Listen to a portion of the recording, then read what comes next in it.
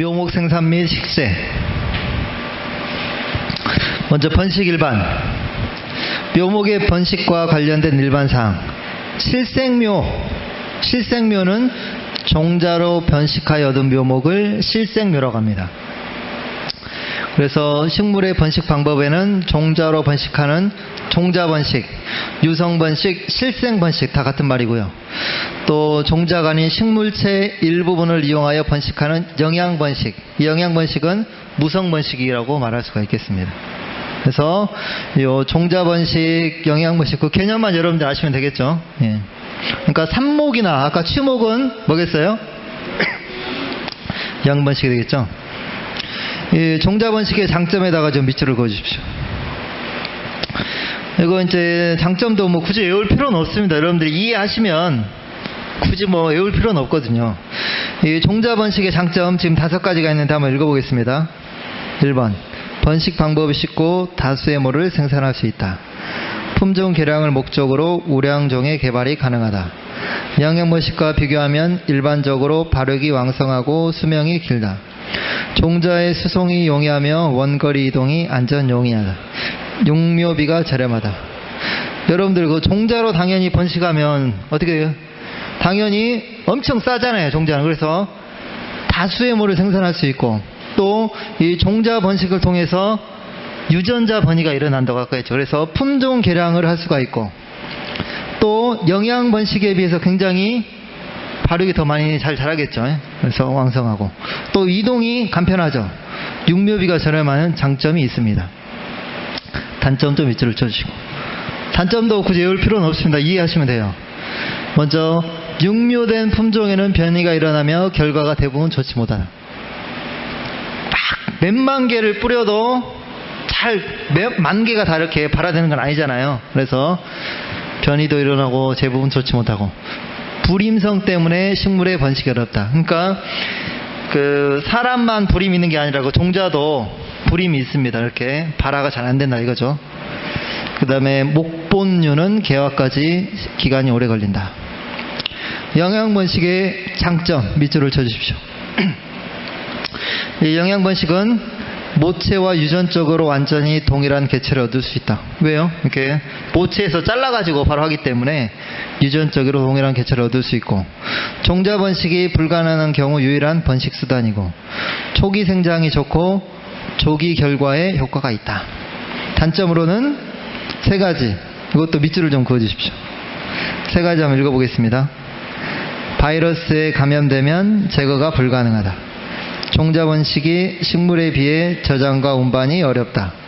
종자 번식에 비하여 증식률이 낮다. 이게 단점이 되겠습니다.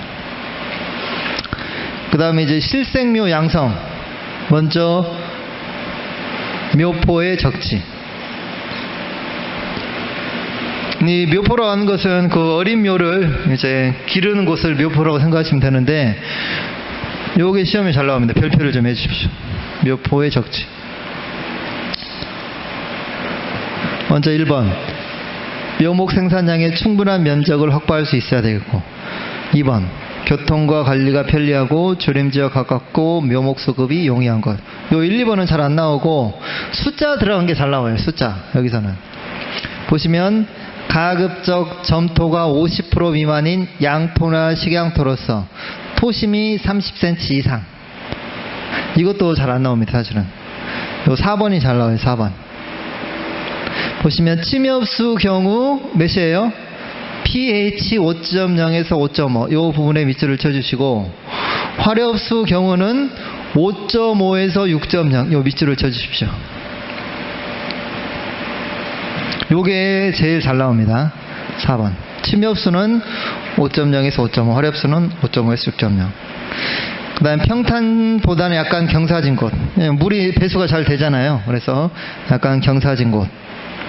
침엽수는 1에서 2도씨의 경사지가 되고, 기타는 3에서 5도씨의 경사지를 선정한 것이 바람직하다. 묘포의 집산화. 양모 사업의 기계화 및 생리역화를 위하여 생산 묘목의 수급에 지장이 없도록 생산 주체별 묘포지를 집단해야 된다. 이게 묘포의 적지가 되겠습니다. 그 다음에 육모형 육모용 포지는 생산물의 종류, 생산 예정 본수, 생산 기간, 이시게스 등에 좌우된다.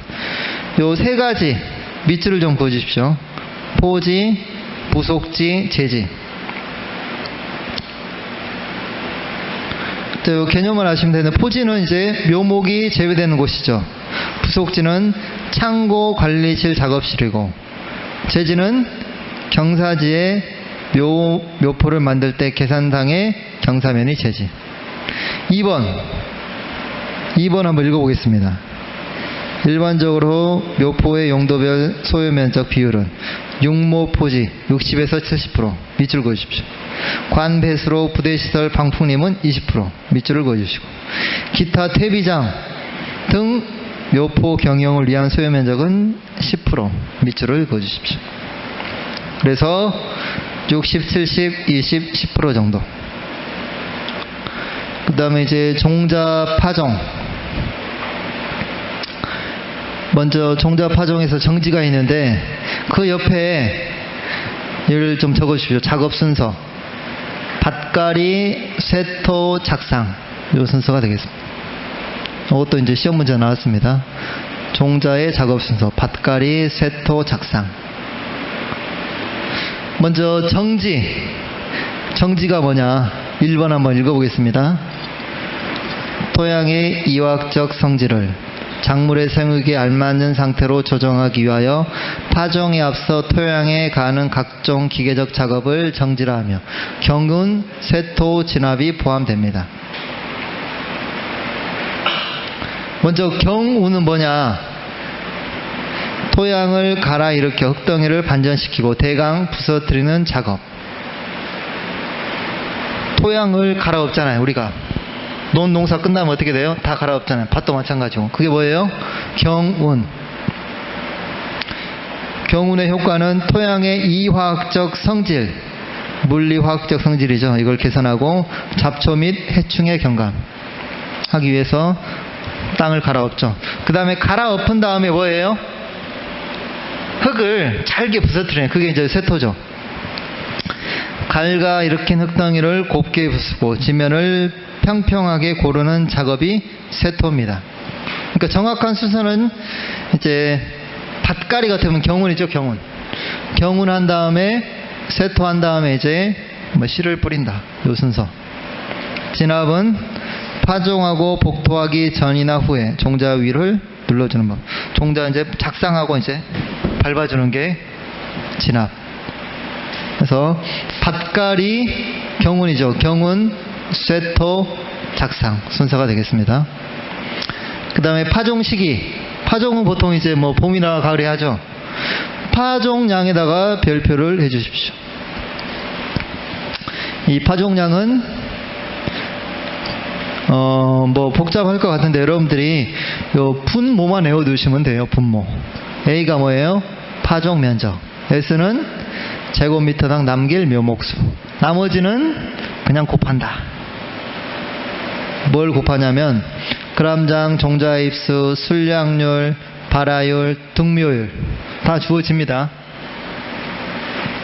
이제 간혹 어떤 경우가 있냐면 이 순량률하고 발화율을 알려주지 않고 효율을 알려주는 경우도 있어요. 아까 우리가 효율은 뭐 했어요? 순량률 곱하기 발화율이 효율이거든요. 그래서 뭐 같은 거죠. 그래서 파종량은 파종 면적 곱하기 제곱미터당 남길 묘목수 나누기 그람장, 종자입수, 순량률, 발화율, 등묘율이라는 거. 그 다음에 파종 방법. 산파, 조파, 상파, 전파가 있습니다. 산파는 뭐예요? 오른쪽 그림에 보신 것 같이 전면에 그냥 고르게 이렇게 뿌려주는 게 산파고, 조파는 줄로 뽑아주는 게 조파. 상파는 한 곳에 이제 무더기로 뿌려주고 또 이렇게 무더기로 뿌려주는 게 상파. 전파는 뭐예요? 하나씩.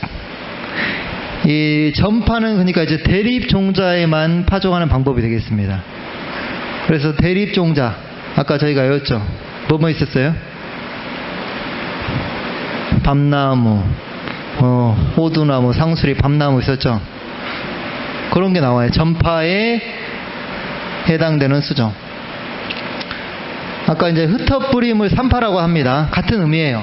흩어뿌림, 줄뿌림을 조파라고 하고, 전뿌림 있죠, 전뿌림.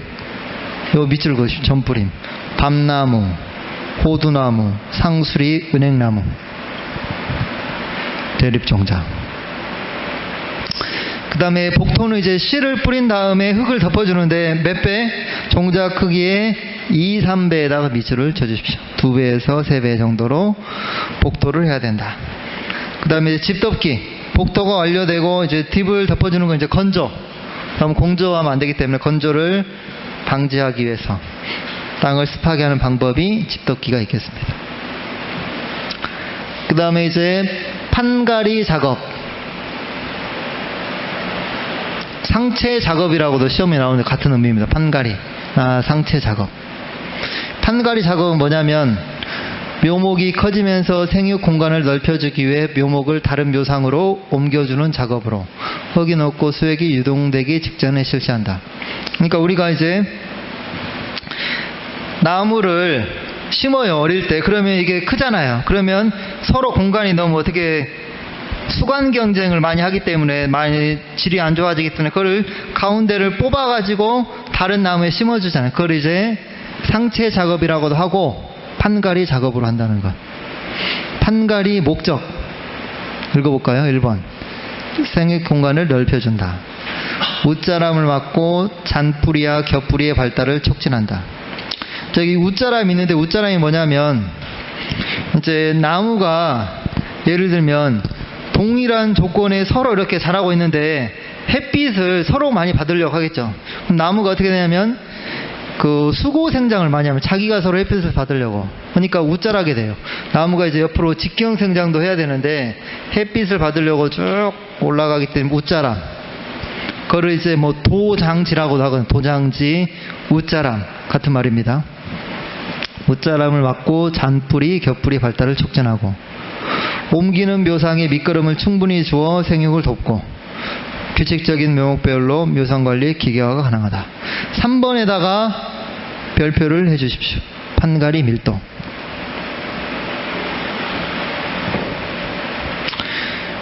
한번 읽어보겠습니다. 판가리 밀도는 묘목이 클수록 지엽이 옆으로 확장할수록 양수는 음수보다 땅이 비옥할수록 판가리상 거치할 때 소식한다. 그러니까 묘목이 크면 어떻게 됐어요? 당연히 적게 심어야 되잖아요. 또 옆으로 많이 이렇게 확장하는 것도 당연히 소식을 해야 되고 양수도 마찬가지로 어떻게 되겠습니까? 서로 이렇게 햇빛을 많이 받으려고 하기 때문에 더 적게 심어야 되고 땅이 비옥할수록 더 잘 자라겠죠. 그래서 더 이제 소식을 해야 되겠습니다. 아까 이제 웃자람 설명드렸죠. 그 다음에 판가리의 실행, 판가리 형식, 뭐 상식, 상을 만들어 정방향으로 심는 것. 시험에 이거 안 나오면 참고적으로 읽고 넘어가시면 돼요. 열식은 상을 만들어 열로 심는 것. 판가리 방법, 이것도 시험에 잘 나오지는 않습니다. 판가리하고 미리 탭을 뿌려 흙과 혼합해준다. 그냥 쭉 한번 여러분들이 읽고 넘어가시면 되겠습니다. 그 다음에 상체상의 관리. 아까 상체상이나 판가리나 같은 말이라고 했죠.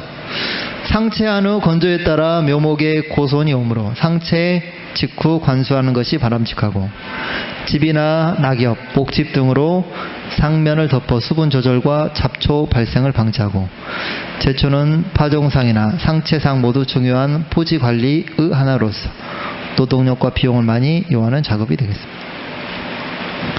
그 다음에 이제 묘목의 관리. 먼저 해가림이 있죠. 해가림.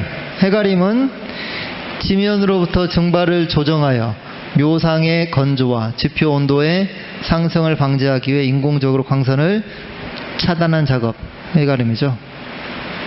가문비, 전나무, 낙엽송, 삼나무, 편백, 잣나무 등 소립종자. 그 다음에 제초. 제초는 한 해에 6, 8회에다가 밑줄을 쳐주십시오. 6, 8회 정도 실시한다는 것. 그 다음에 선택적 제초제, 심화진에다가 밑줄을 좀 쳐주십시오. 심화진. 이 심화진 한번 읽어보겠습니다. 심화진은 토양 내의 이동성이 약하고 표층 근처의 잡초에만 작용하므로 뿌리가 깊이 들어간 묘목에는 해를 끼치지 않는 생태적 선택성을 이용한 제초제이다. 그게 무슨 말이냐면 이 선택적으로 잡초만 죽인다 이거죠. 왜 그러냐면 이 심화진은 그 뿌리가 깊이 들어간 거에서는 영향을 안 주고 표토 근처에 있는 잡초만을 죽입니다. 그래서 선택적으로 잡초만 죽이기 때문에 선택적 잡초제, 제초제, 심화진. 그 다음에 뭐 속기라고 하는 것은 너무 많이 있으니까 중간중간에 그 솎아배는 거, 속기죠. 묘목이 밀생하면 웃자라고 통풍이 불량하여 연약해지므로 묘목의 간격을 일정하게 하며 건전한 생육을 할 수 있는 공간을 만들어주는 작업이 속기. 속가배기라고 하죠. 우리가 간벌을. 이제 심화진 사용 요령에 보시면 보시는 바와 같이 나무에는 해가 없는데 잡초 있죠. 잡초에만 주는 방법이 심화진이 되겠습니다. 그 다음에 12. 질소인산 칼륨 비료의 3요소 밑줄을 쳐주십시오. 질소인산 칼륨이 비료의 3요소. 석회, 고토, 망간, 규산 등을 토양에 보급한다. 묘목이 웃자라지 않도록 질소질 비료를 많이 주지 않는다. 요 밑줄을 쳐주십시오. 인산이나 칼륨을 많이 줘야 된다고 했죠. 그 다음에 12 방법도 기비, 추비가 있습니다. 기비, 추비. 요 개념만 여러분들이 이해해 주시면 돼요. 먼저 기비 내용을 한번 읽어보겠습니다. 석회질 비료는 늦어도 파종 2주 전에 묘포지 전번에 살포한 후 경운하여 고루 섞이도록 하고 퇴비, 질소, 인산, 칼륨질 비료는 파종 직전에 시비한다. 이 기비는 뭐냐면요, 파종하기 전에 여러 밭에 뿌려져 가지고 하고 이제 땅을 갈아엎는 게 기비. 추비는 뭐냐면 어때요? 생장을 촉진시키기 위해서 시비하는 것, 이렇게 생각하시면 돼요. 그래서 추비는 종자가 발화된 후 또는 이식상, 거치상에서 활착된 후에 잘 자라게 해서 뭐 퇴비 같은 것도 주잖아요. 그런 게 이제 추비, 추적, 거름 이렇게 연결해서 외우라 이겁니다. 거름 같은 걸 주는 게 추비.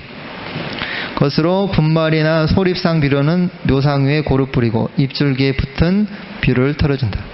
연면 시비는 뿌리의 기능이 약화되었거나 토양 조건이 불량하여 비료 효과를 기대할 수 없을 때 일시적으로 쇠약해진 묘목의 회복을 위하여 실시하는 시비 방법으로 요소 및 고토 비료 등을 0.2에서 0.5% 살포하는 게 연면 시비.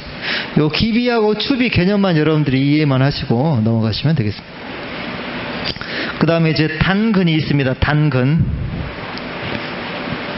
단근까지만 하고 쉬고 하겠습니다. 단근은 말 그대로 뿌리를 어떻게 한 거예요? 잘라드는 거죠. 그래서 건강한 모를 생산하기 위해 묘목의 직근과 측근을 끊어 잔뿌리의 발달을 촉진시키는 작업이 단근이죠. 이 단근을 하면서 나무를 심으면 더 활착률이 더 좋습니다. 그래서 활착률에도 좋은 이점이 있다. 단근묘가 이식묘에 비해 TR률이 낮고 활착률이 높은 우량한 묘목이 생산되며 묘목을 대량 생산할 경우에도 경제적으로 유리하다.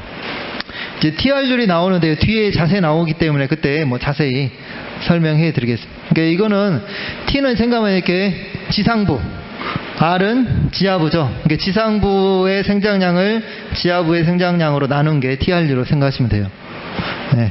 10분 쉬었다가 이어서 할 수 있도록 하겠습니다.